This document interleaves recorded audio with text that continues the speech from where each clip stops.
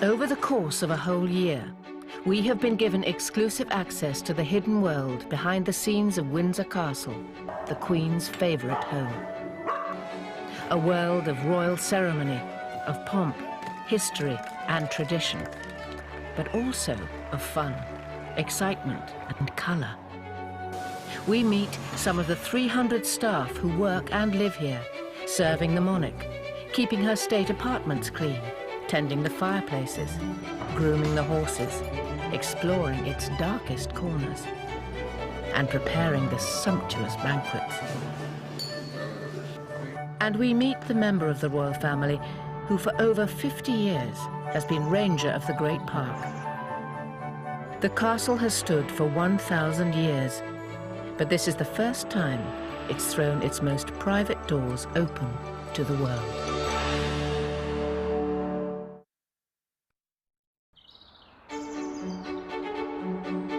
Windsor has stood through more than 40 reigns. Over 1,000 years, members of the royal family have been born, wed, and buried here. No monarch has been more devoted to the castle than the Queen. Windsor is the fixed point in her year. Just as the castle offers security and familiarity, so does Windsor's extraordinary calendar of events. From the sacred... Good luck to her. I hope she finishes second. They're racing. ...to the less sacred. For the first time, cameras have been allowed to follow all the Windsor seasons, the time-honoured public ceremonies. Sun beating on your head, sweating, really hard. And the private family occasions. It's quite a large group, isn't it? We are a bit lost. Yes, we are a little bit lost. Beyond the tourist trail and the public gaze, the Windsor calendar also governs the lives of those who live and work here, the people who make it all happen. OK, come on, Phil, we haven't got time. There you are. This is the place the House of Windsor calls home, and these are the rituals and events which form the framework of the royal year.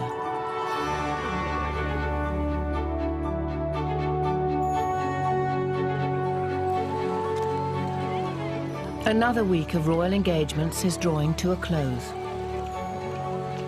The Queen and Prince Philip are in Hounslow, West London, to open the new wing of a Sikh temple. From here, they'll travel to Windsor for the weekend, just as they do on most weekends of the year. The 300 staff are always well prepared for the Queen's homecoming. Just got to check it out so there's no rips in it. As ever, Flagman Tony Martin is ready to herald her arrival. It's an interesting job, and there's not a lot of people can say they're the flagman for Her Majesty. I met the Queen when we got our Christmas presents, and I actually tell her, said, "Oh, you're the flagman, are you?" So she knows who I am. Some of the conditions have been really bad. Force 10 gales, rain, snow, ice, get all the weathers. Whatever the weather, Tony will stay at his post until the Queen is through the gates. Hello there, it's Tony again, down the flag. Any updates? All right.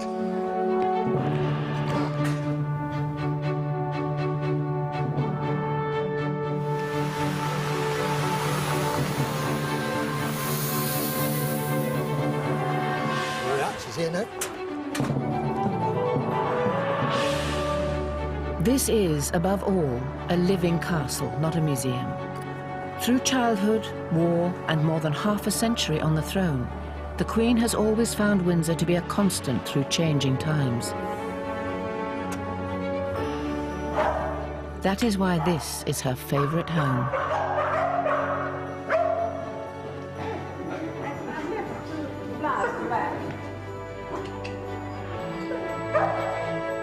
It's nice having the boss back. Yeah, it is home to her.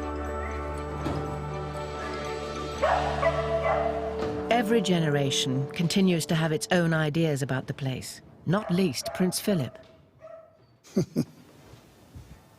The original beds were rather sort of complicated and they didn't seem to fit very well. And so I got an artist friend of mine, and together we made a a model of this, of the whole of this, and tried various arrangements on it, and eventually settled on this sort of cartwheel thing with, these are all rose beds, which makes it, in a sense, relatively easy to manage.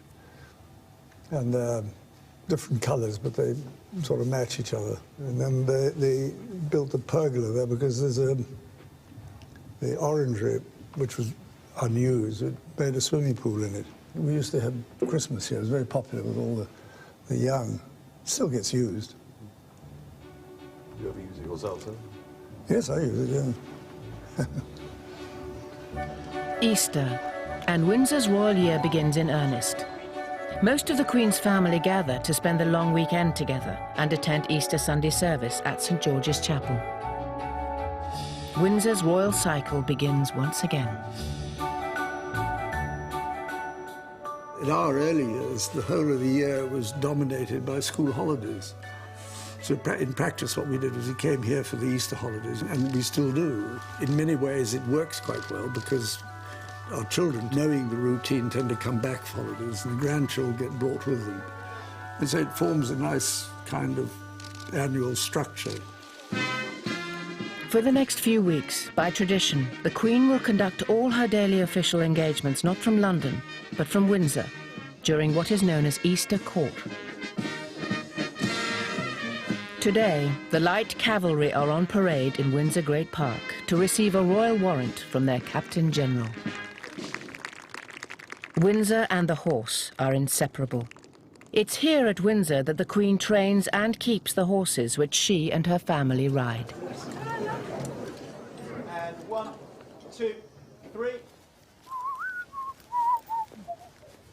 Terry Pendry, the stud groom, is in charge of all the Queen's horses at the castle.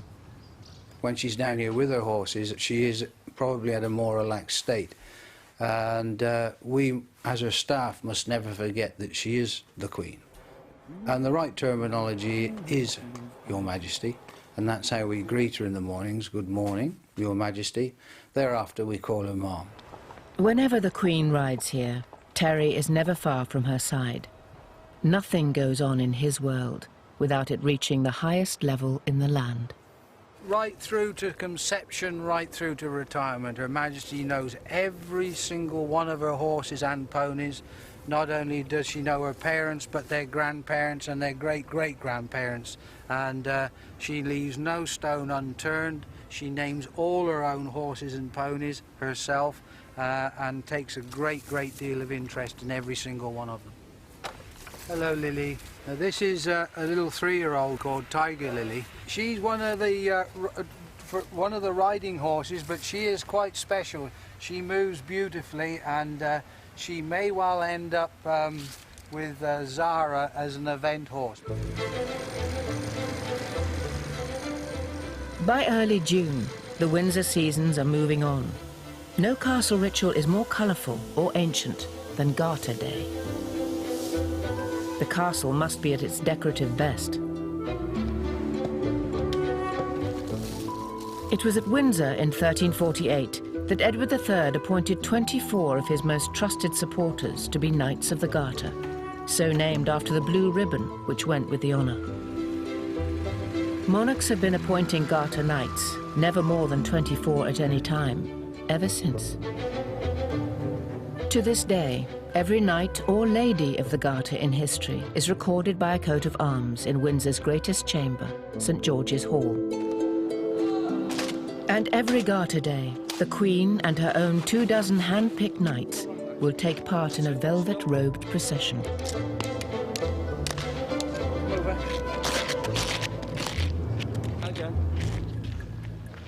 Getting it right is the responsibility of the Queen's Master of Ceremonies, Colonel Sir Malcolm Ross.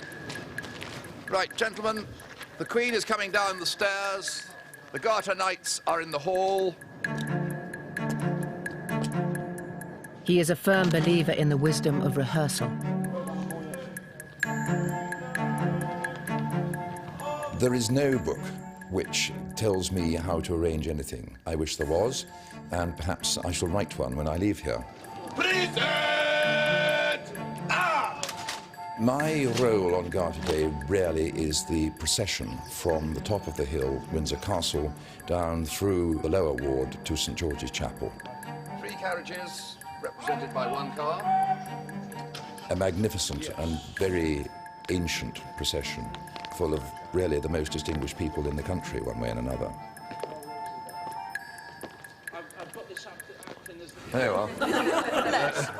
Not everyone can attend rehearsals, so castle staff take the place of any key absentees. You did this last year, didn't you? No, I haven't done it for about... I was Queen last year. Deborah last year. You did it last year. Oh, yeah. Duke of Kent, Prince of Wales, Duke of Gloucester in the middle. Right.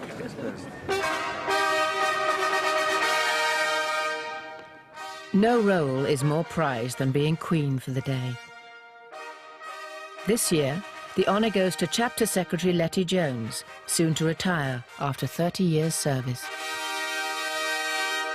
When you are singing the national anthem, if you don't by now know the second verse, then please learn it.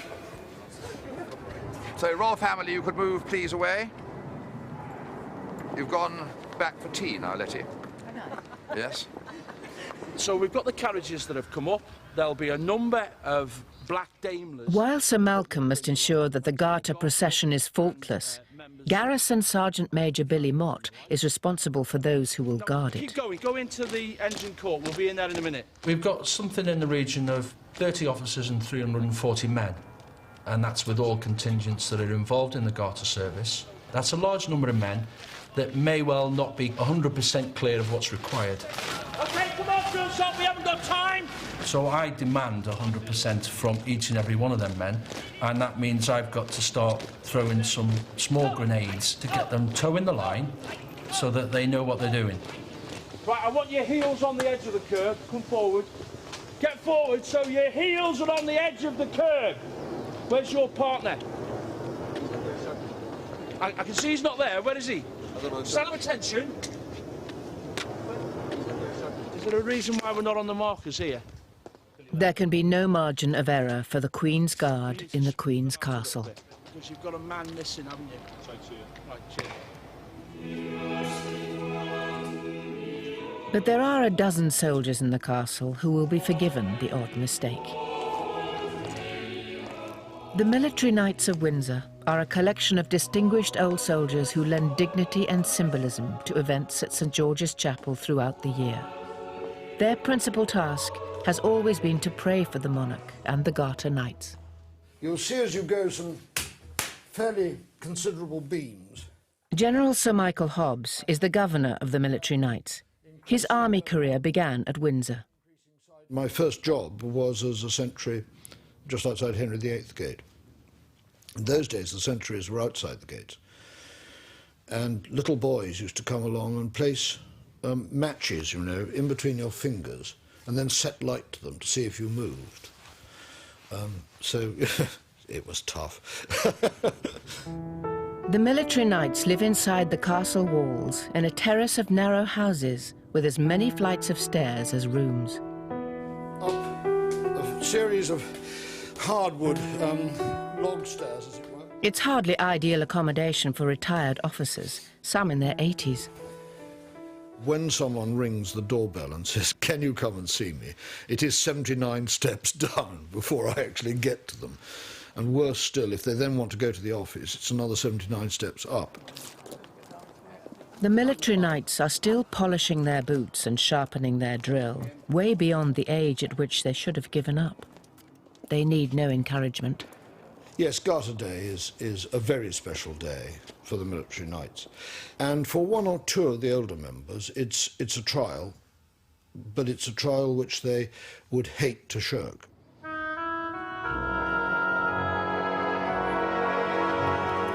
Garter Day dawns.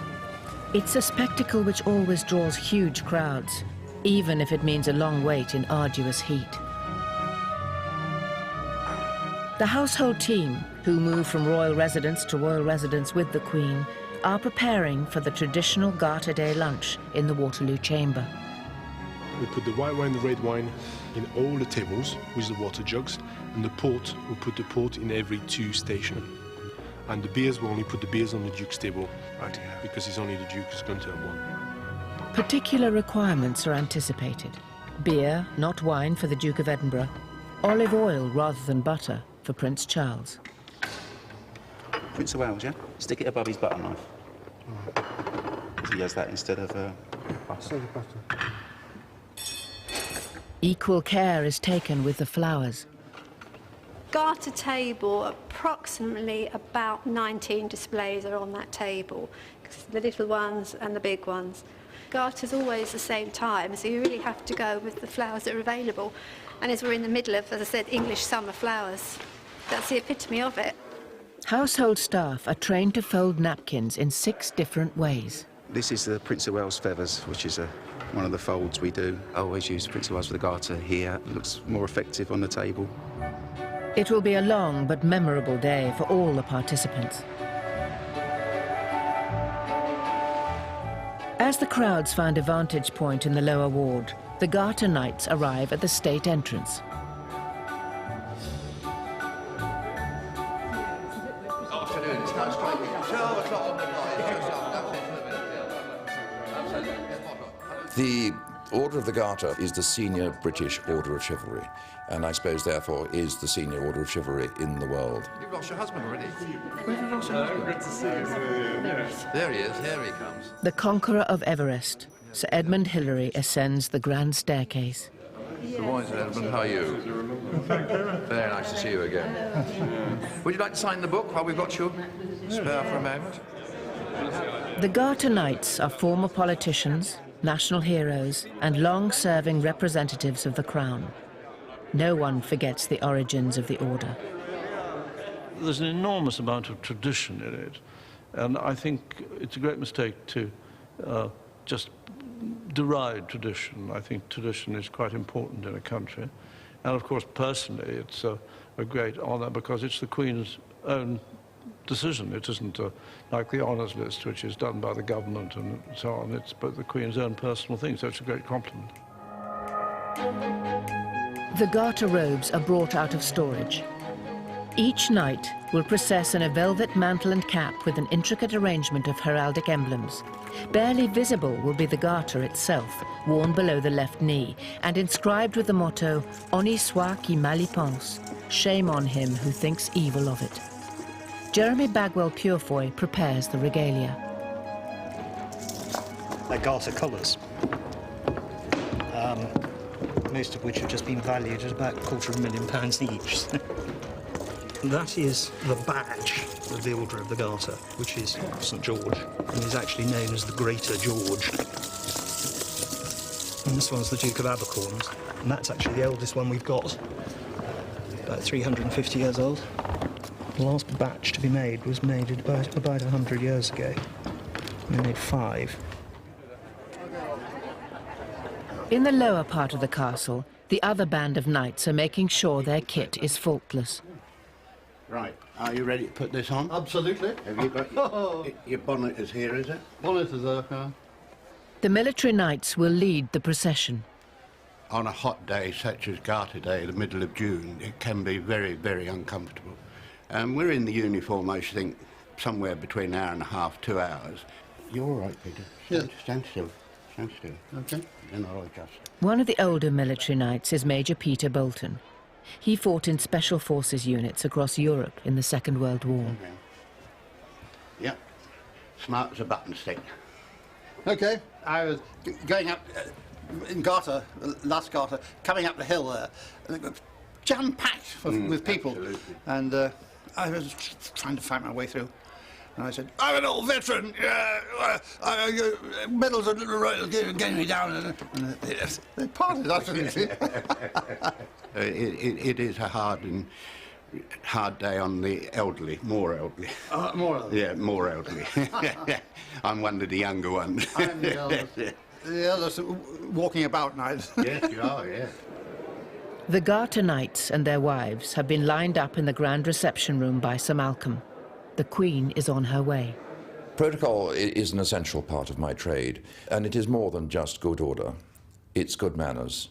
It's getting everything in the right place at the right time with great attention to detail so that nobody feels uncomfortable. Nobody feels out of place. Everything is fully explained to them in advance. The Queen's entrance then is in no way frightening, and nor is the Queen's attitude toward these things. She takes her responsibilities as host remarkably personally, and all of that defuses the situation, which makes protocol work. Everyone is seated punctually in the Waterloo chamber. The Queen does not like long lunches. Because the guests are usually the same, the Garter seating plan is rotated so that no one sits next to the same person more than once every 10 years.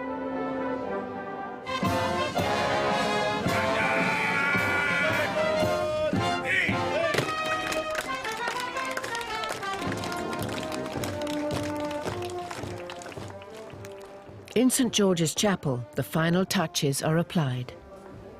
The last thing before the service starts is to place the Sovereign's copy of the service in her stall. And you can see it's got a garter blue cover. So I just place that in the stall, open it for her.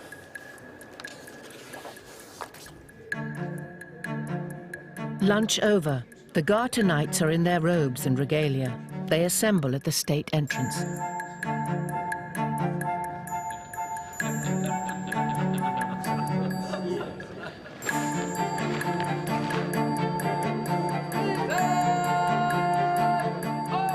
At 2:40, the signal is given for the procession to commence.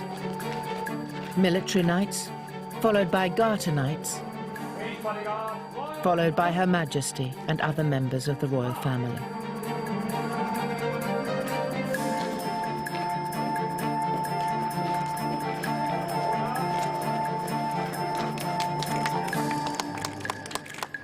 The 500 yards are taken at a slow pace, in deference not just to old age and the temperature, but the public's desire to get a good view of everything and everyone.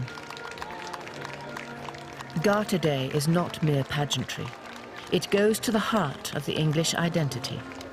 When he founded the Order of the Garter here, Edward III chose St George as its patron saint and renamed the chapel St George's. It was for this reason that St George went on to be adopted as patron saint of England, his red cross its flag. Windsor, Garter, England, St George, all bound up in this one occasion.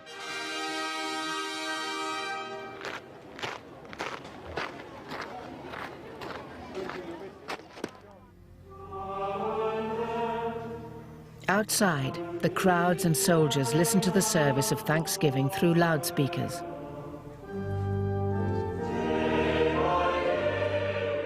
The temperature is 90 degrees.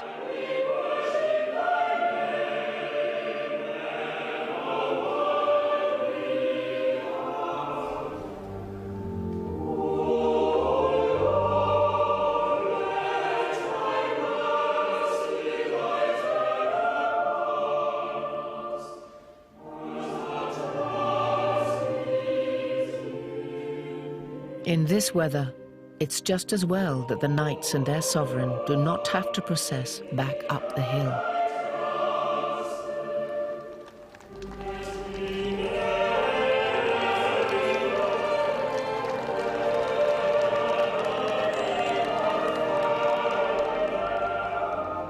Another ritual in the royal cycle has been observed.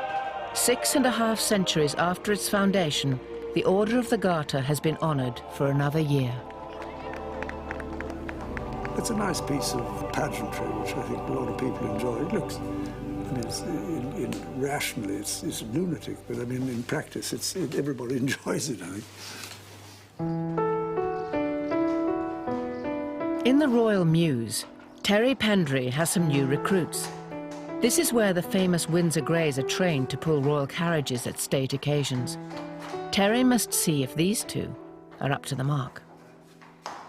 So what we have here this morning is the new, recently purchased Windsor Greys, the leading horse being Dunkirk, who is a 7-year-old, and the horse behind is Normandy, and he's 6. As you can appreciate, to breed white greys is very, very difficult.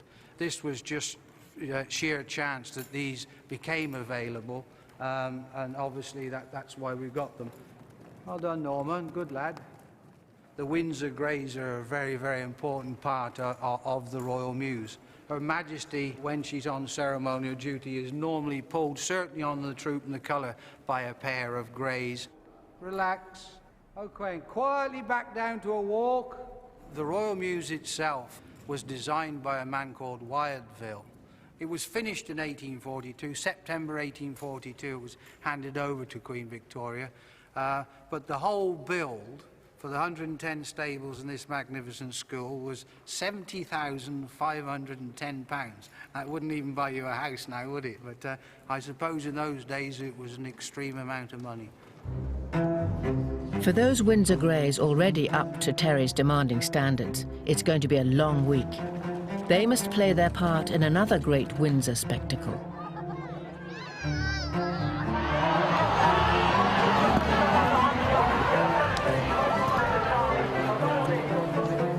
In 1711, Queen Anne established racing on the heath at Ascot, a village on the other side of Windsor Great Park. Nearly 3 centuries on, the 5 days of Royal Ascot attract well over 300,000 people each year.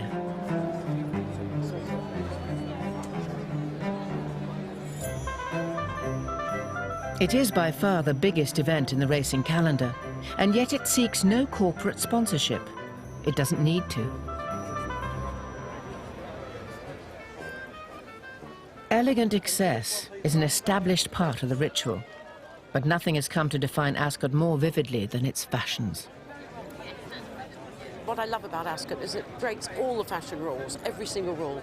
I mean, if the high street says it's vintage, you can be sure there won't be a spot of vintage to be seen at Ascot. And equally, if it's meant to be black and white, it'll all be florals here. I'm really here as a kind of accessory to my wife's hat. That's what my day is. My wife adores it because she can get all dolled up, and so do I. I've changed my tie this year, I don't know whether you noticed. The one thing I will say about this particular Ascot, I don't think there's ever been one that is quite so bare. I've seen navels, I've seen more cleavage than I'd see in the lap dancing club. Bare shoulders, bare everything. It's quite extraordinary. Apparently they have relaxed the rules. At the Royal Mews, the Windsor Greys are preparing to put on a show too. Philip Barnard Brown will be riding with them. They certainly know it's different than normal, and I think once we turn them around here and start to harness up or saddle up, there's a certain amount of expectation there also. So yeah, they do sense it. The coachman and outriders receive the list of occupants for each carriage. The Duchess of Bedford, Mrs. Rawton, Lord Euston and Mr. Christopher Rice-Jones. This is my lovely wig, which I try and hide carefully inside my hat, and mine's one of the better ones. I hope my mother recognises me. Right. We had one horse which was a little bit stiff, so we took it out. We've changed a horse in one of the teams, but otherwise they look very well. Day 3 of Ascot is Ladies' Day, the most popular and competitive day of the meeting. The bookies are even taking bets on the Queen's hat. On Tuesday she wore pale yellow, and yesterday she wore pale blue. So those have obviously not really considered in the book because it would be a terrible fashion faux pas for her to wear the same colour for 2 days in a row. So we've made 4-to-1 joint favourites, lilac and pink. Pink is obviously the colour of the year at the moment. It's very, very popular. The Queen, I think we can confidently expect, will be wearing something bright, possibly turquoise or lemon. We are a bit cautious about these royal bets sometimes because when William was named, we had a big gamble about an hour before that was announced, and we strongly suspect that came from the palace. Out in the Great Park, some spectators have been making hats of their own. It's a local tradition for school children to come out to greet the Queen.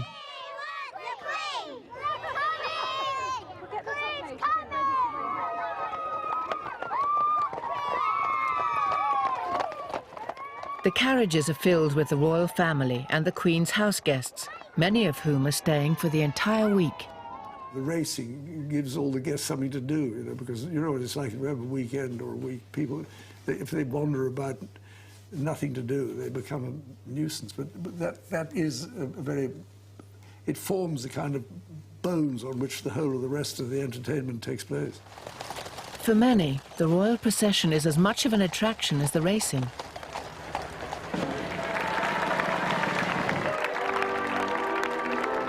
Finally, the punters see the first result of the day. In the Royal Hat Stakes, the winner, at 20-1, is white.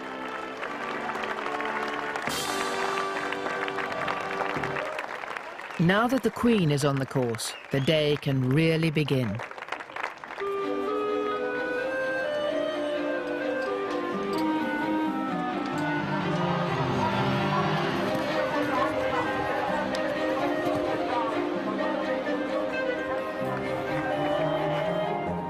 For Ladies' Day, Ascot has chosen an all-female lineup to present the trophies.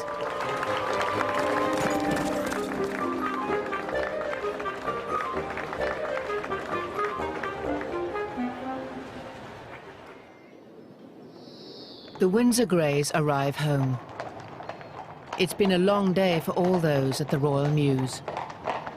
It's a 9-mile ride each way. We've done it in just over 4.5 hours today. Yeah, it's hard work. We all sleep well in the evenings this week. Yes, we were really happy with our team. Our boys behaved themselves extremely well. It's sometimes hard to get your distances right. All in all, it went pretty well. He's yawning, he's tired. Was that hard work, mate? Was that hard work? Another day. And for the Queen, the most exciting of the entire meeting. She has a runner in the 420.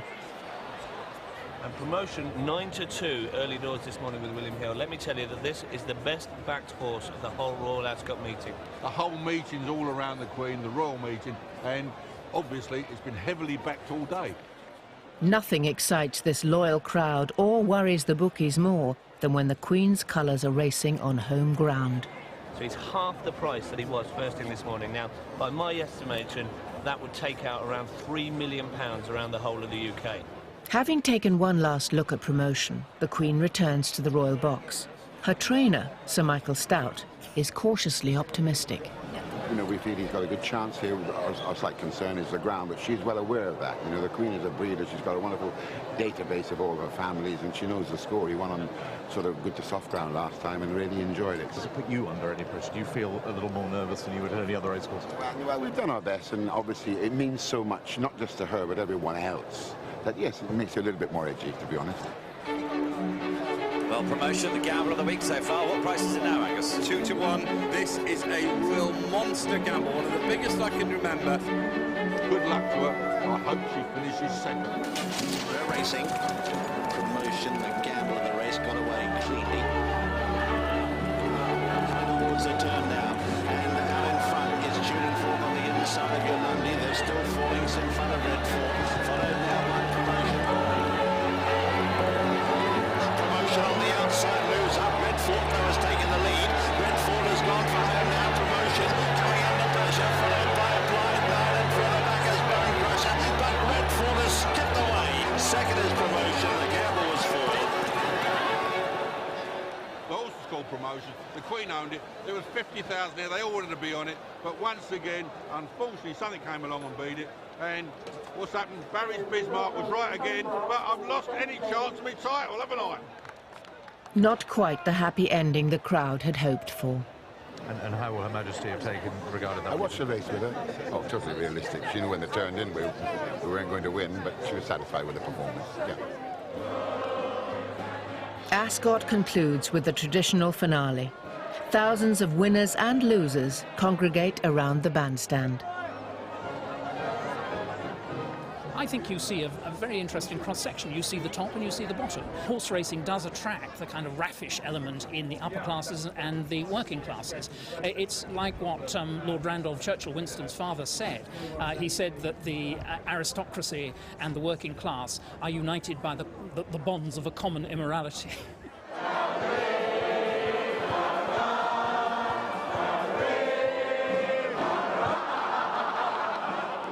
The result of the 420 soon fades. Duties! Turn! Easy! More sober rituals are being played out by the resident garrison who guard the Queen and her castle. By the left! Quick, march! For the next few weeks, it's the turn of the Irish Guards, recently returned from Iraq. I chose the Irish Guards because I come from Ireland and because I've had family in them. It's something that I wanted to do since I was 16 years old when I was at school, rowing on the river, and I had this idea that, I think the first thing was that I always thought you'd be fit if you stayed in the army. Captain Alex Cosby attended school just down the road from here, at Eton. Another local recruit from nearby Slough is Guardsman Mark Hanson. Left school, done nothing at school, like went and worked on my dad's fairground, like travelling all over the country. Fancy doing something better, so just joined the army. Better in the army because in the fairground it's always fights and people nicking cars, smoking drugs, all that crap. It's not me.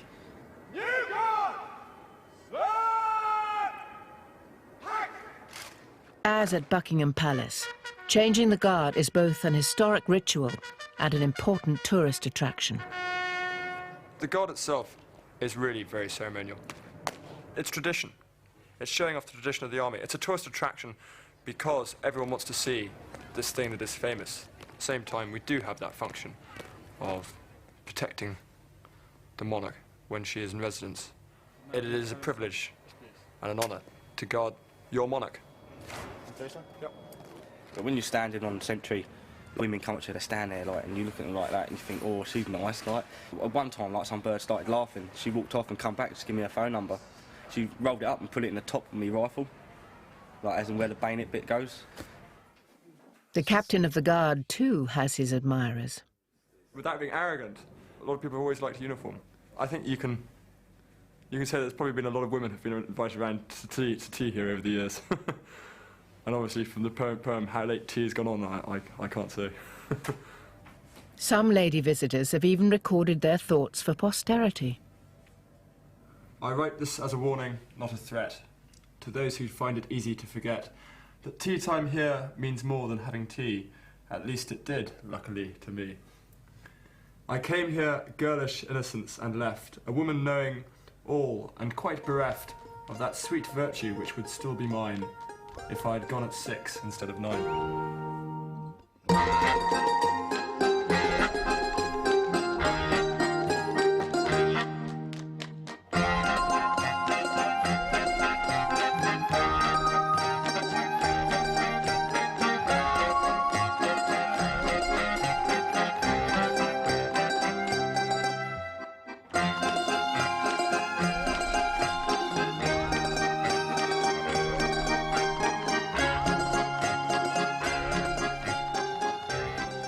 Another stag is over, and today no one has left Mark a telephone number. It just goes on and on and on. Your knees hurt, your feet hurt. That's all part of the job, like. Do you find it easy to keep a straight face, Mark? With August, the Windsor seasons move on, and the royal family depart for Balmoral. There is no holiday, though, for the Queen's castle. The visitors are still pouring through. And out in the great park, there's a harvest to be gathered. The governor of the castle is Air Chief Marshal Sir Richard Johns. When the royal family are away, Sir Richard is king of the castle. The castle exists to do a number of important functions. It is a working castle. This was taken in July 2002, and this photograph shows the working population of the castle. There are something like 160 people who actually live day by day within the castle walls, and there is a great feeling of community spirit. When the gates shut, Windsor's extended family come out to play at one of the governor's summer barbecues. Is this the best one? They're the very best. Quite clearly, the role has changed over the years. I mean, initially, this place was a fortress, and I guess my role, from being a sort of military supremo, has gradually evolved into the appointment that I now fill, which is formally as the Queen's representative in the castle. That's my job done. Tonight, bad weather has done nothing to dampen spirits as other members of the community help out. Stud groom Terry Pendry wears a favourite outfit. It's the best shirt I own. Barbecues and things like that, of course, yeah. It's the right shirt to wear, isn't it? As a busy, living institution, Windsor cannot afford to let time stand still. This is a place which operates on punctuality. The timekeeper is Steve Davidson. He is the castle clockmaker, but his task is not to make clocks. It is to look after the 450 already in existence. I don't like it when you've just got dead clocks sitting around. I can't stand seeing clocks just not doing anything. Clocks are definitely a sort of cheerful thing when they're ticking along. I mean, if you listen to it now, it's quite a cheerful sound. There couldn't be a nicer job for a clockmaker. Within the castle, there's some of the finest clocks in the world. The variety of clocks is enormous. I mean, I look after from very small clocks, which are really watches, up to a very, very large turret clock. I think I've got 7 turret clocks, and absolutely everything in between. Hello, Jim. How are you? Fine? There's clocks in nearly every department, so I probably know more people in the castle, more rooms, than almost anyone. One of the lovely things about Windsor Castle is because it's a royal residency, it's a home, it's alive and it's working. Everything in it works. And I can't imagine Windsor Castle any other way. Well, it's clock changing day. Autumn brings a monumental task. The clocks must go back an hour to mark the end of British summertime. Steve has to change every single one across the entire Windsor estate.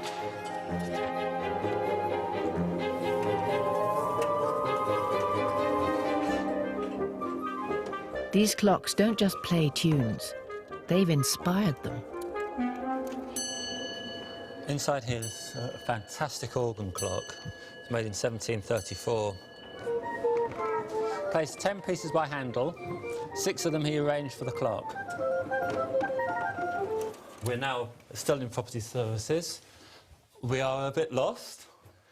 Yes, we are a little bit lost. You memorise a route, you memorise a clock, but if you make one little mistake on that, then you're completely lost. Steve's timekeeping odyssey has taken him out to Prince Consort Farm. Cows must be milked on time, even if their clock has not changed since the days of Prince Albert. It now thinks it's 9 o'clock in the morning.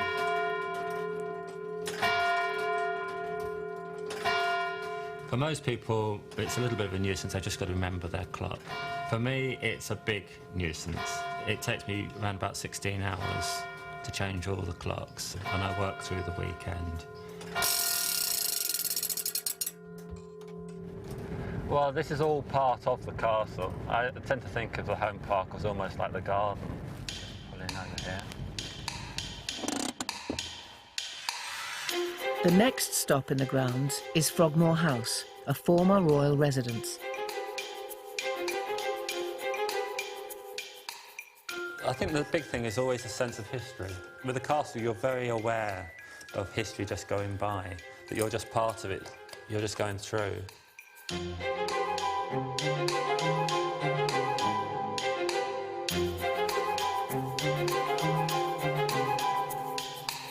I've gone one hour too many, so now I've got to go back up there all over again and start again. And just move it 11 hours instead of 12 hours.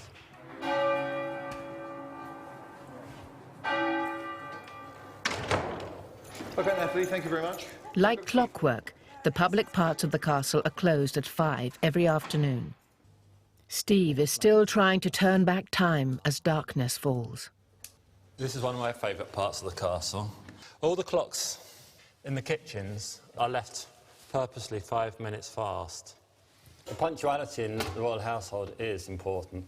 When you've got, especially if you've got, say, a state visit or you have major functions going on, everything has to work like clockwork. And it's quite difficult when you're relying on clocks which are 200–300 years old.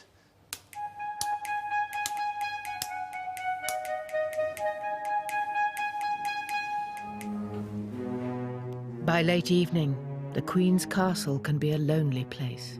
Beautiful French clock. I really like these large buhl ones.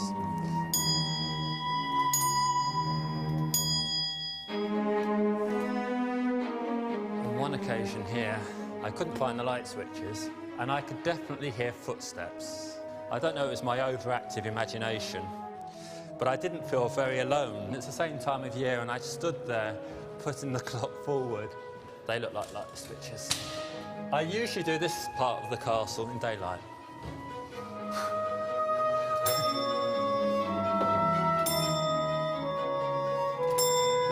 If you can imagine sort of standing here in the dark with just a little magnolite torch, with your imagination running wild, feeling cold and sort of... I'm waiting while the clock struck.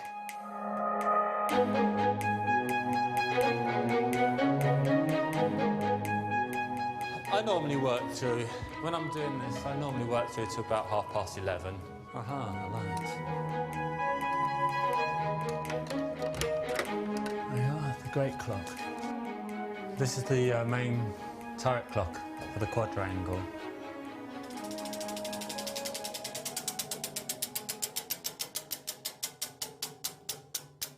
Hopefully we're okay. There we go. If not, I'll spot it in the morning.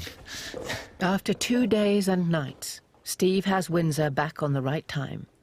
Until, of course, it's time for the clocks to go forward again.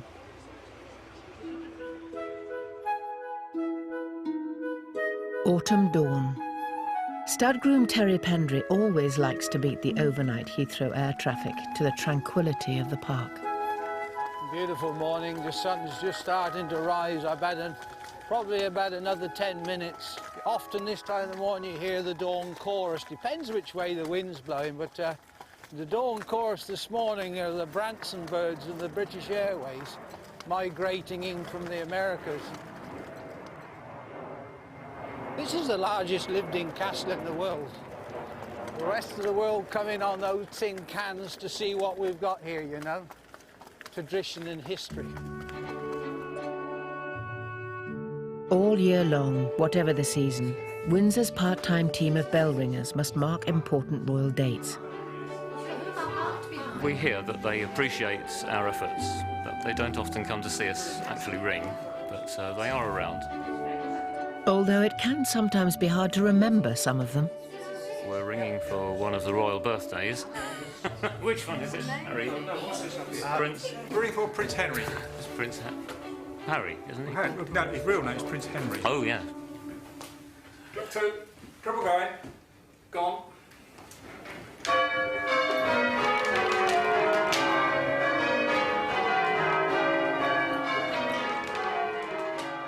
This year, though, the Queen's autumn return is overshadowed by a death in the family.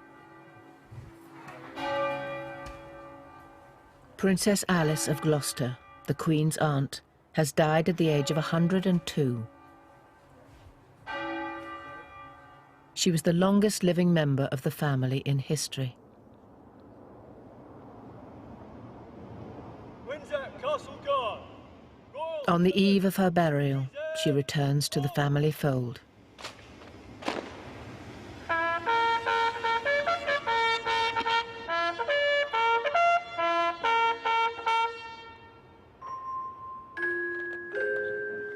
The House of Windsor gathers en masse at St. George's Chapel.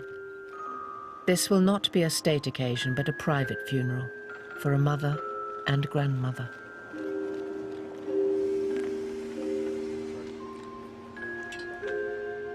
She was a favourite aunt of the Queen.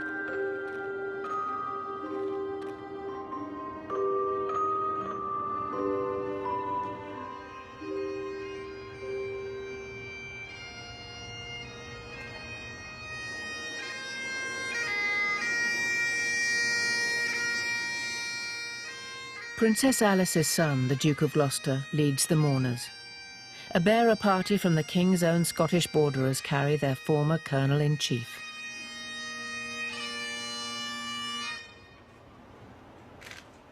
The coffin leaves for the family burial ground just beyond the walls at Frogmore. Princess Alice will be buried alongside her husband, the late Duke, and her elder son, Prince William of Gloucester, who died in a 1972 plane crash, aged 30.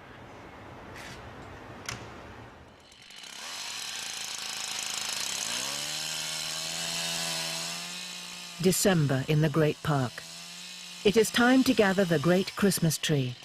This one will take pride of place in the state apartments.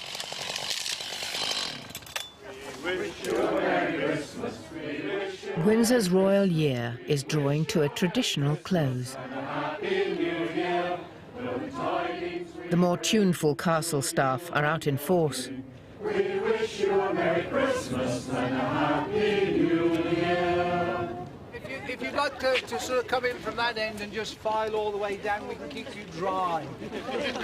Well done. The carol singers know just what to sing as they arrive at the stables to greet the Queen's horses.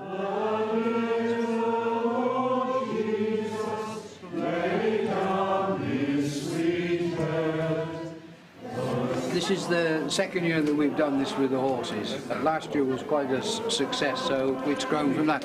I actually think they enjoy it. They love company.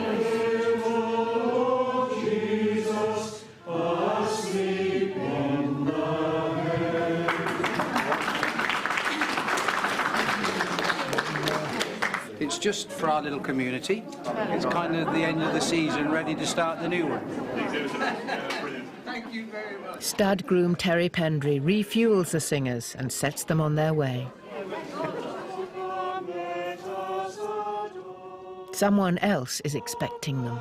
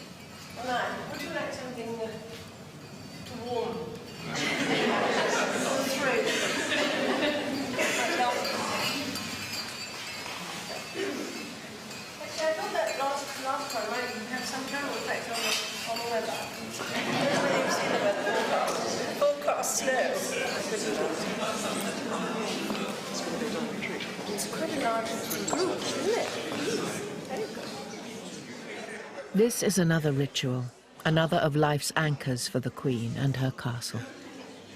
It makes a great difference to the way in which Windsor evolves if you've got people living in it as occupiers, because there's a coherent community kind of sensation. So it makes a very, I think, organic system. And I think that's what gives it its attraction and its strength. It's a hierarchy. It's a living organism inhabiting this ancient establishment. We wish you a Merry Christmas. We wish you a Merry Christmas. We wish you a Merry Christmas and a Happy New Year. Thank you very much. Whatever surprises the new year brings, Windsor will always be here for the monarch who has loved it more than anyone.